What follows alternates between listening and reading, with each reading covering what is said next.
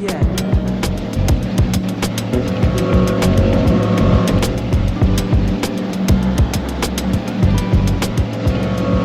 Today I want to show you my new DF200A, do a little review on it and tell you what I like about the thing. Not trying to bash Mercury, Yamaha, and talk bad about them. They make some solid motors, especially in certain horsepower ranges. I'm just going to tell you why I prefer the Suzuki DF200 to their offerings in the 200 horsepower models. Full disclosure, I am a Suzuki mechanic, but I've been working on engines for probably over 20 years now, rebuilding, working on them, maintaining them.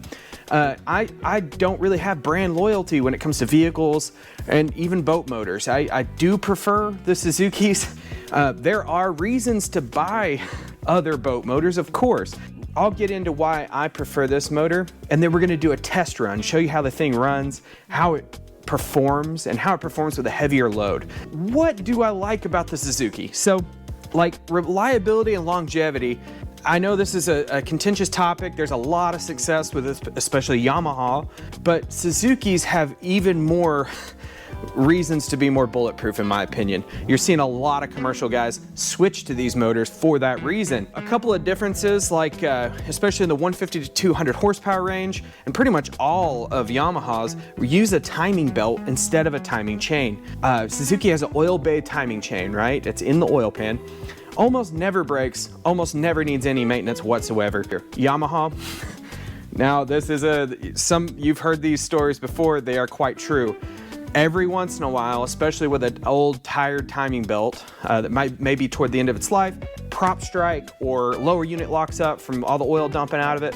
The motor locks up, the cams keep on going or the crank keeps going, one of the two, valves into pistons, blows the motor up. Suzuki, that will never happen.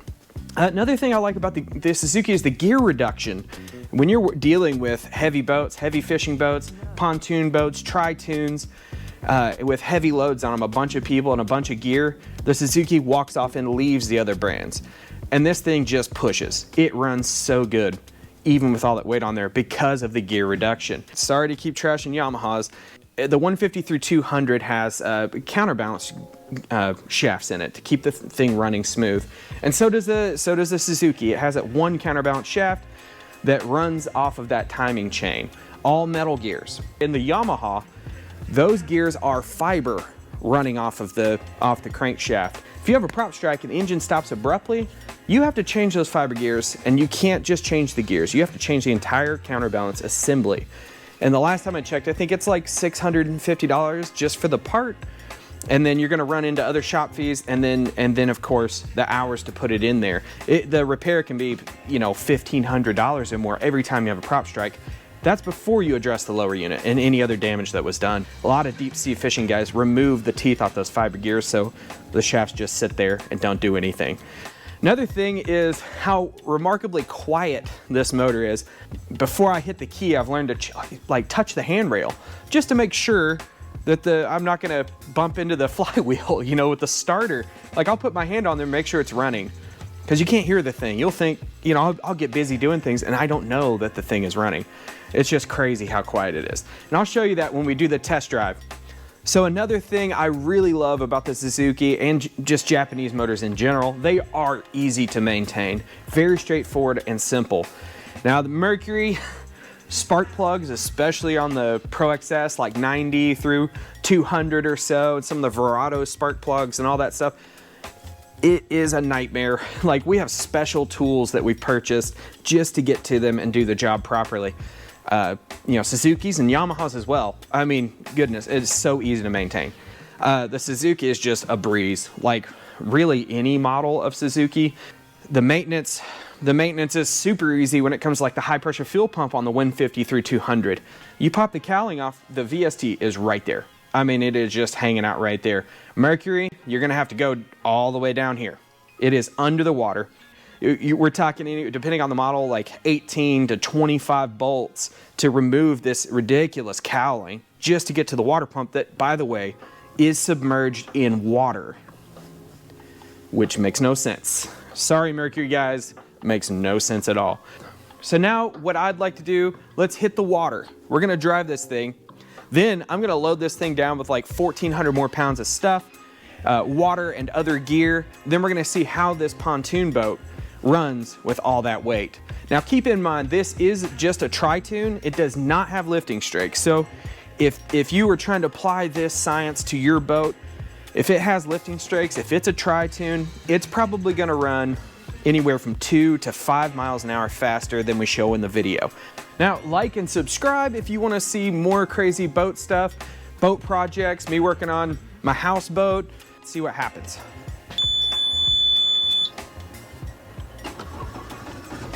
And that's it. You just touch the key and it starts by itself. You like it? I like it. We're gonna go ahead and give this thing a run. You got Brooke at the helm. She's ready to roll. The motor, believe it or not, I don't know, can you even hear it? It is running. So cool.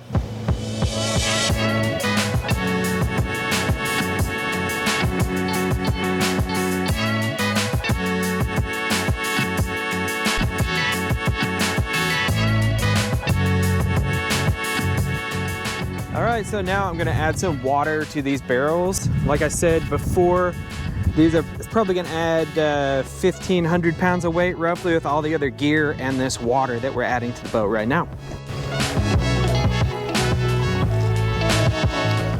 Lounging time, just chilling at the dock, waiting on the water to fill up in these stupid barrels.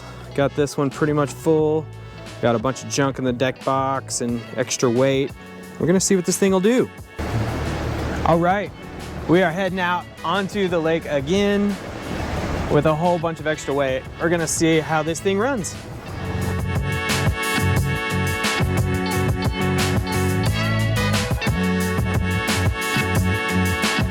We're very excited about this thing. We were running 37 miles an hour with all of that extra weight. So that is the Suzuki torque I was talking about earlier. With the Mercury and Yamaha, they are good motors. I'm not trying to trash them, but they will slow down massively when you add this much weight. So if you like to party barge or you like to ski behind your barge or do any wake, you're definitely gonna want something that can hold, like, you know, push hard when there's weight on the boat. Tons of people